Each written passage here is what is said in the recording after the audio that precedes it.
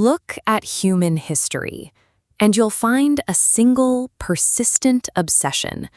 We want to know why we are here.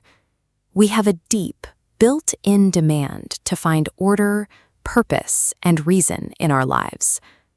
In the mid-20th century, the French-Algerian philosopher Albert Camus looked at this obsession and diagnosed a brutal reality.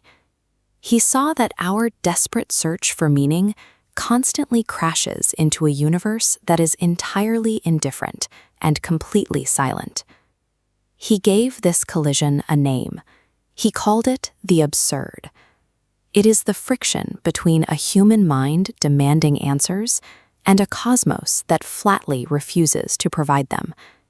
Because the universe won't answer us, we are left standing in an existential void, and that forces us to confront the only question that actually matters. Do we keep going, or do we quit? Camus opened his famous essay, The Myth of Sisyphus, with a blunt ultimatum.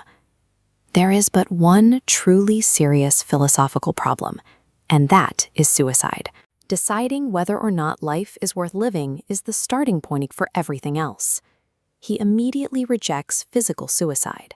Killing yourself doesn't solve the problem of the absurd. It is simply a cowardly renunciation of the struggle. It is a complete failure to face reality.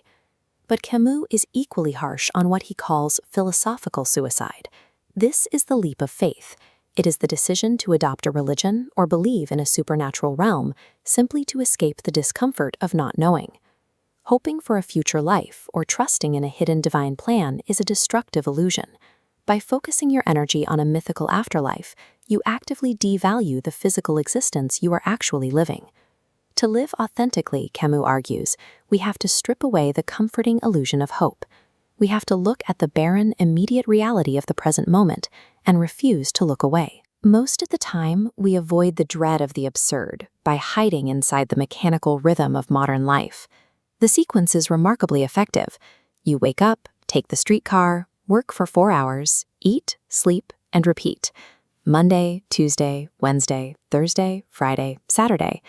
Look at this photo of a busy city square. It captures the anonymous, rhythmic flow of urban movement. This routine operates flawlessly on autopilot, perfectly shielding the human mind from the terrifying scale of the universe. Yet, this entire structure is fragile. It only takes a single moment of awareness, just one brief pause in the rhythm, for the entire artificial stage set of our lives to completely collapse.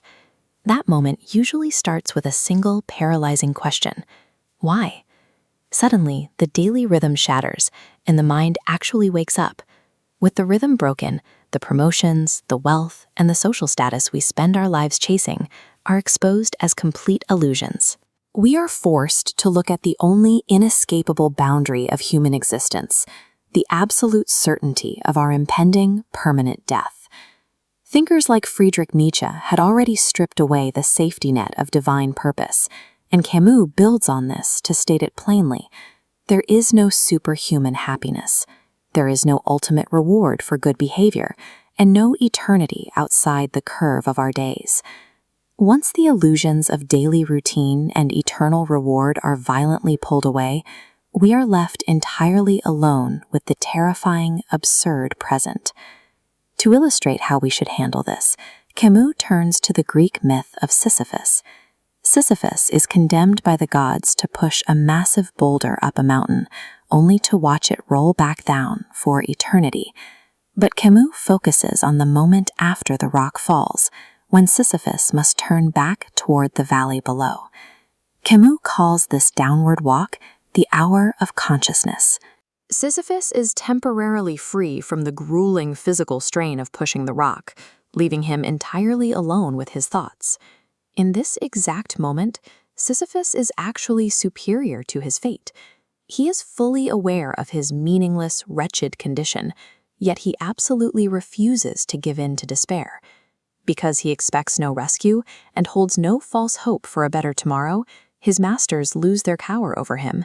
They can crush his body, but they cannot break his spirit. By lucidly accepting a fate that was forcefully imposed upon him, Sisyphus claims total ownership of his life. He transforms his endless frustration into his own personal triumph. This leads to Camus' ultimate paradox. Realizing that you live in a universe entirely without meaning grants you the ultimate radical freedom. This freedom demands action. It means living intensely in the physical present. It means tasting the salt of the sea, feeling the warmth of the sun, and experiencing the world fully, right now, without deferring your joy to an afterlife. Camus writes that happiness and the absurd are two sons of the same earth. Acknowledging our ultimate limits doesn't destroy our vitality. It allows us to embrace life with fierce defiance. The sheer, exhausting effort of struggling against the impossible isn't a punishment. That struggle itself is enough to fill a man's heart. Because he chooses to consciously embrace his meaningless struggle, Camus leaves us with his final defiant conclusion: one must imagine Sisyphus happy.